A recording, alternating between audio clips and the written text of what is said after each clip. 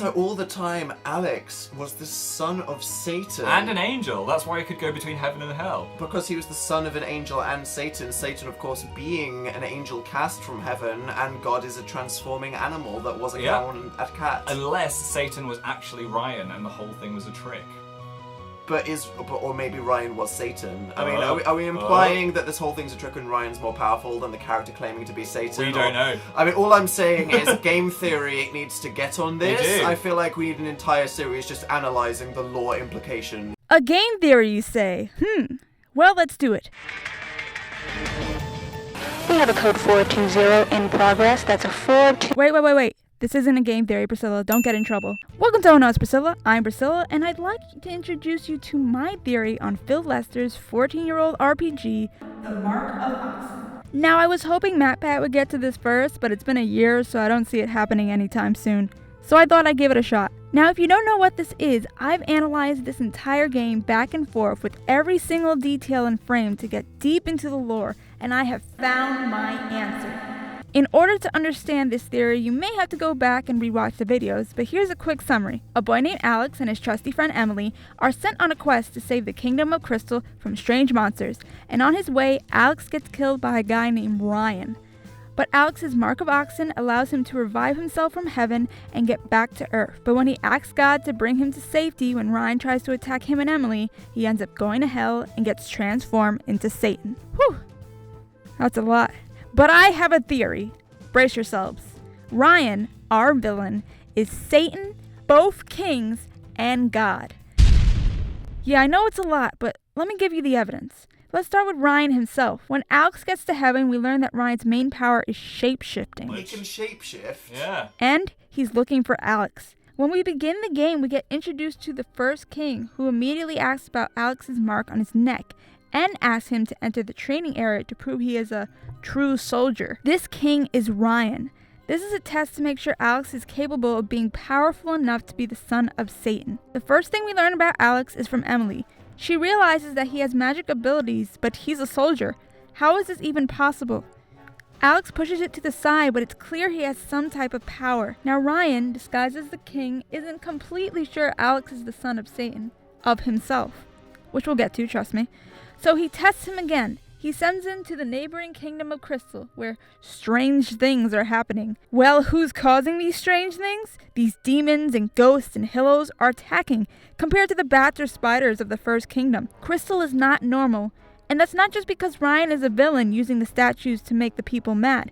He's also disguised again as the King of Crystal, watching over Alex to see if he is capable of destroying these supernatural monsters. This king also asks him about the Mark of Oxin. This king also asks him about his Mark of Oxin as well. At the end of part 1, Ryan commands spirits to give Alex into the gods of fire. What? Gods of fire? Is Ryan really this powerful? Yes, he is. He is the shape-shifting Satan. That's not to say he knows by now Alex is his son. He sacrifices Alex because his name is Alex, just like God said. It's a test, and it turns out it works. This brings us to quote-unquote God, or another Ryan shape-shifting trick. Alex meets God, who is in a shape of a cow. It makes sense that Ryan would choose a random animal form. I mean, God is pretty popular and probably doesn't want to seem suspicious. At this point, Ryan, disguised as God, knows that Alex is the son of Satan, his son. That's why he goes on to tell Alex everything about how he can travel through heaven and hell, how he must enter the Tower of Babel to get back to heaven for safety, and how he must go out to save Emily. Ryan constantly mentions Emily and how she's in danger to motivate Alex to get out of heaven and back to Earth. He wants this plan to work. Now, if Ryan is God, then where is God? Well, let's look at this quick clip, shall we? I am the all-knowing one. Okay, so who's God and who's the all-knowing one? Who's God and who's the all-knowing one? Who's God? Daniel, I have your answer. The all-knowing one is God. The real God. The all-knowing one knows exactly how to get the gem by investigating the 8 statues to free Alex from heaven. He's trying to save him and Emily before Satan can hurt them. He wants to help him out, but he can't do that. Finally, now that we have the evidence that Ryan is the king of both kingdoms and disguised as God, we realize Ryan's true form, Satan. When Alex returns to Emily and we meet her brother, Ryan enters. He knows exactly where Alex is because he sent him there in his God form. When Ryan explains that all must die because everyone who touches the chosen one must die, this isn't true. It's all just an excuse so Alex can summon God to take them to a new continent. Alex trusts God and goes into the Tower of Babel like he said, leaving Emily and Jake behind, only to find out that he has actually entered hell. This is what Ryan wanted. He was the first king to get him to Crystal, the second king to test that he could fight the creatures, his human form to throw him into the fire to test him again, fake God so he will trust him, and finally his true self, Satan. And Alex learns everything. Alex learned he is the son of Satan and the angel Sheila. Wait, Sheila? Hold up. We actually have seen Sheila during the game but didn't realize it. Let's go back to Alex in heaven. A woman randomly gives Alex a new power, Holy, out of nowhere. This is not a random encounter. This is his real mother. This is Sheila, an angel in heaven. She gives him the power of Holy so that somehow he can defeat Satan, her previous lover.